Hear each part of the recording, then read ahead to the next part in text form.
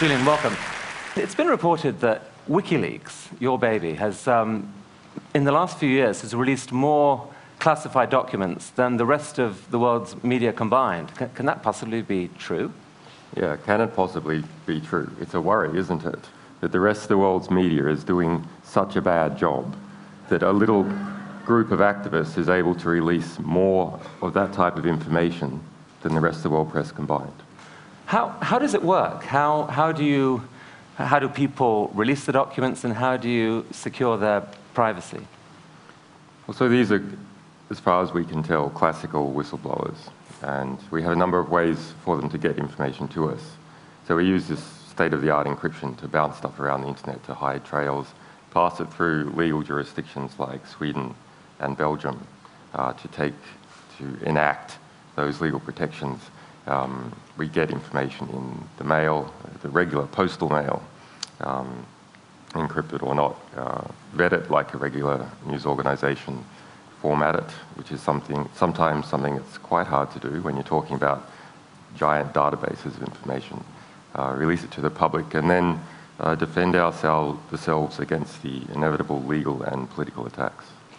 So you make an effort to ensure the documents are legitimate, but you actually almost never know who the identity of the source is. That's right. Yeah, very rarely do we ever know. And if we find out at some stage, then we destroy that information as soon as possible.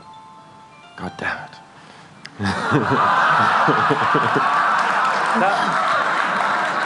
I think that's the CIA asking what the code is for a TED membership. So let's take an example. Actually, this is something you leaked a few years ago. If we can have this document up. So this was a story in Kenya a few years ago. Can you tell us what you leaked and what happened? So this is the Kroll report. This was a secret intelligence report commissioned by the Kenyan government after its election in 2004. Prior to 2004, Kenya was ruled by Daniel Arap Moi for about 18 years. He was a soft dictator of Kenya. And when Kibaki got into power through a coalition of forces that were trying to clean up corruption in Kenya, they commissioned this report, spent about £2 million on this and an associated report. And then the government sat on it and used it for political leverage over Moi, who was the richest man, still is the richest man in Kenya. It's the holy grail of Kenyan journalism. So I went there in 2007, and we managed to get hold of this just prior to the election, the national election, December 28. When we released that report, we did so 3 days after the new president, Kibaki, had decided to pal up with the man that he was going to clean out, Daniel Arap Moi. So this report then became a dead albatross around President Kibaki's neck. And I mean, to cut a long story short, word of the report leaked into Kenya, not from the official media, but indirectly. And in your opinion, it actually shifted the election. Yeah, so this became front page of The Guardian and was then printed in all the surrounding countries of Kenya, in Tanzania and South African press. And so it came in from the outside. And that, after a couple of days, made the Kenyan press feel safe to talk about it. And it ran for 20 nights straight on Kenyan TV, shifted the vote by 10%, according to a Kenyan intelligence report, which changed the result of the election. Wow. So your leak really substantially changed the world. Yep.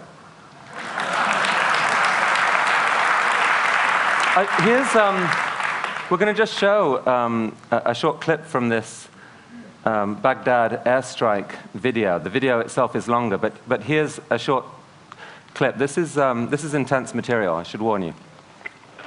Once you get on, just open off. Again, Roger. I see your element. You got about 4 Humvees out along this. You're clear. All right, firing. Line here. When the state line. Let me know when you gather. Or shoot. Light them all up. 202 traffic, 260s. Come on, fire. Hey, Roger.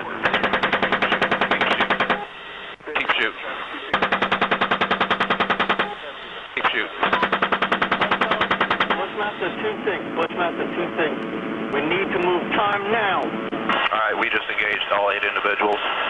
Yeah, we got 2 emergency. We're still firing. Roger. Got him. 6 is a 2-6. We'll move, but we got... Oh, I'm sorry. Well, I was done. Bypass? God damn it, Kyle. All right. I hit him by head. So, what was the impact of that? The impact on the people who worked on it was severe. We ended up sending 2 people to Baghdad to further research that story. So this is just the first of 3 attacks that occur in that scene. I mean, 11 people died in that attack, right? Including 2 Reuters employees. Yeah, 2 Reuters employees, 2 young children were wounded. There were between 18 and 26 people killed altogether. And releasing this caused widespread outrage. What was the key element of this that actually caused the outrage, do you think? I don't know. I guess people can see the gross disparity in force. You have guys walking in a relaxed way down the street, and then a Apache helicopter sitting up at 1 kilometre firing 30mm cannon shells on everyone, looking for any excuse to do so, and killing people, rescuing the wounded. And there was 2 journalists involved who clearly weren't insurgents because that's their full-time job. I mean, there's been this US intelligence analyst, Bradley Manning, arrested, and it's alleged that he confessed in a chat room to have leaked this video to you, along with 280,000 classified US embassy cables. I mean, did he? Well, we have denied receiving those cables. He has been charged about 5 days ago with obtaining 150,000 cables and releasing 50. We have released early in the year a cable from the Reykjavik US Embassy, but this is not necessarily connected. I mean, I was a known visitor of that embassy.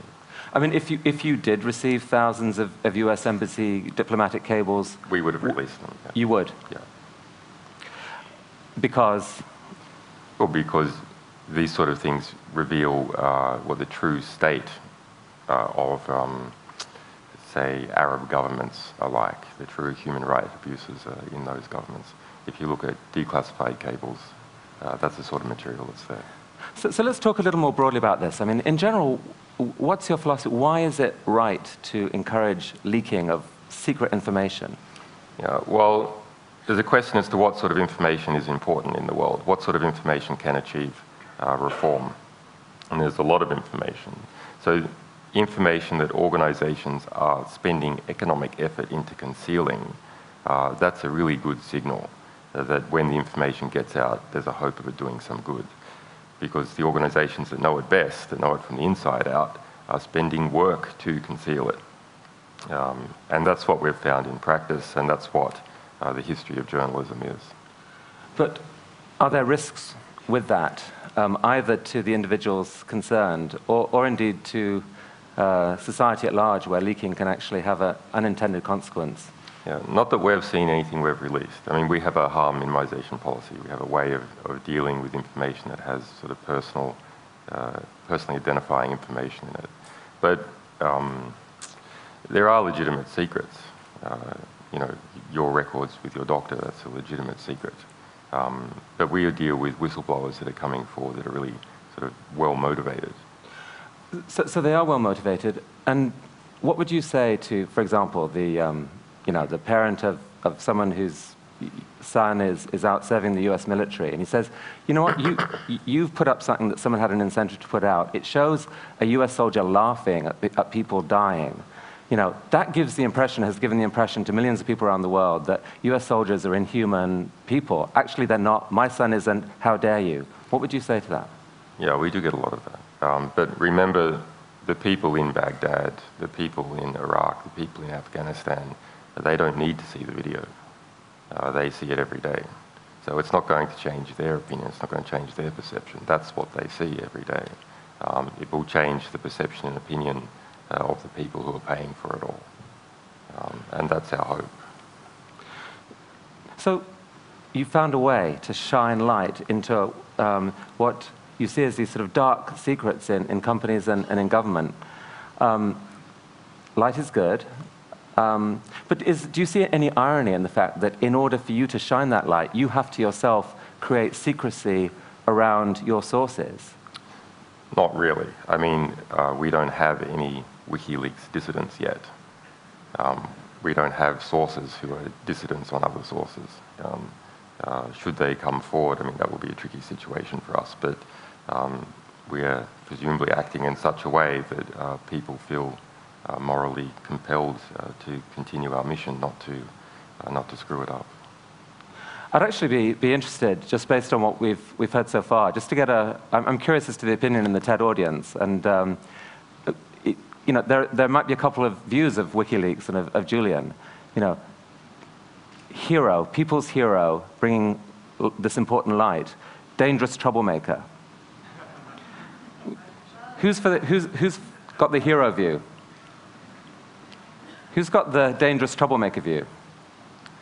Well, it's... Oh, come on. There must be some. It's a soft crowd, Julian, a soft crowd. We have to try better. Let's show them another example. Now, here's something that you haven't yet leaked, but I think for TED, you are. I mean, it's an intriguing story that's just happened, right? Yeah. What is this? So this is like a sample of what we do sort of every day. So late last year, in November last year, there was a series of well blowouts in Albania, like the well blowout in the Gulf of Mexico, but not quite as big.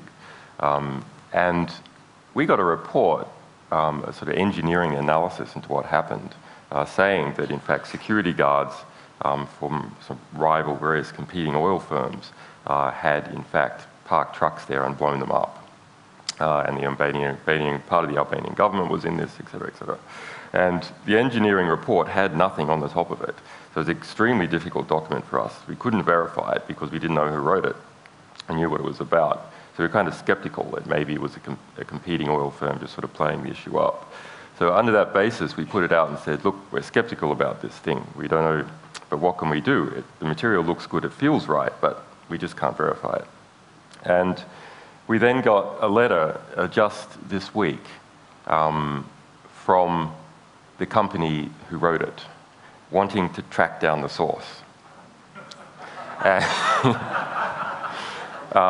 Saying, hey, we want to track down the source, and we were like, oh, tell us more. What document is it precisely you're talking about? Can you show that you had legal authority over that document? Is it really yours? So they sent us this screenshot with the author in the like Microsoft Word ID. Yeah.